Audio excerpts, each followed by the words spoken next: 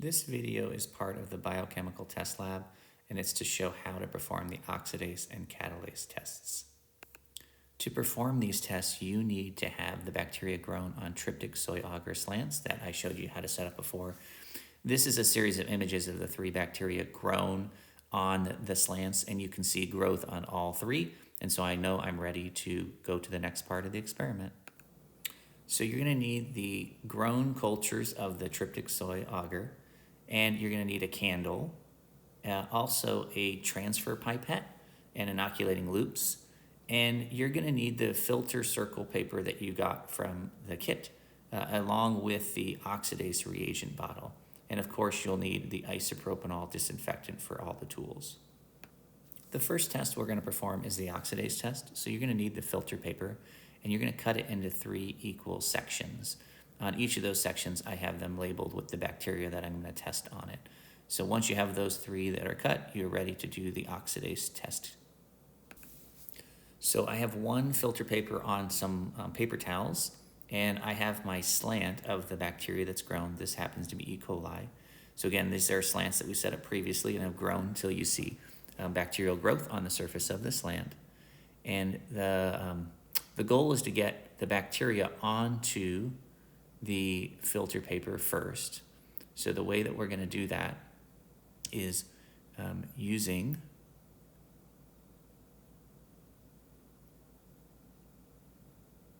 this loop. We're going to grab an amount of bacteria. This one you want a good amount of bacteria, so you can see me dragging my loop over the surface to get kind of a glob of bacteria, and then use aseptic technique. And you're going to transfer some of that bacteria, and you should be able to see kind of a glob of bacteria on that filter paper. So in that center, you can kind of see that yellow spot, that's the bacteria. And then what we're going to do is using a sterile transfer pipette. So these came with your kit. The oxidase reagent is in a small vial like this. It says oxidase on it. And you're going to transfer 5 drops of the reagent onto the circle. And it's going to absorb in. And what you're looking for, you're starting a clock when you do this. In the first 10 to 30 seconds, up to a minute, you're looking for a really dark purple color change that happens. So I'm going to show you that the reagent is a dark color, so there's a little bit of brown color to it, but what you're looking for is where the bacteria were, is there this dark purple, dark blue color forming. Then you'll want to take a picture of your results and then discard your filter paper in the alcohol. And you're going to repeat this for the other 2 bacteria. So again, using a new sterile loop, you're going to get the second bacteria. So this is the Micrococcus culture grown on a slant. And so I'm going to use a sterile loop to grab a little bit of this bacteria. Again, using aseptic technique. So again, you want a pretty decent amount of bacteria to perform this test. So you should be able to see some on your loop. So again, I'm going to plop the bacteria onto the surface. And again, you kind of want to be able to see the bacteria on the surface of that. So you can see my glob of bacteria there. So again, using a new sterile pipette, you can put 5 drops of the reagent on there. And again, you're going to start a clock, and you're going to wait up to a minute, but you should start to see something in the first 10 to 30 seconds, but no longer than 1 minute. So you'll want to take a photo of this oxidase result, and then after you've done that, after a minute has passed, discard this filter paper into your alcohol. And then there's one more bacteria that we're going to perform the exact same procedure on. So there's one more piece of filter paper, and we will want to transfer some of the staph bacteria onto this. So again, we're using our slant This is the triptych soy auger slant that we set up previously, and using a fresh inoculating loop and of course aseptic technique, we're going to get a sample of the bacteria. We call it, and again, a fairly good amount of bacteria is needed to perform this. So you'll gently kind of scrape your loop on the surface to get some of the Staphylococcus epidermidis bacteria, and that's going to be transferred to the the filter paper that you have in front of you. So again, the goal is to get an amount of bacteria that you can kind of visualize on there that has been transferred.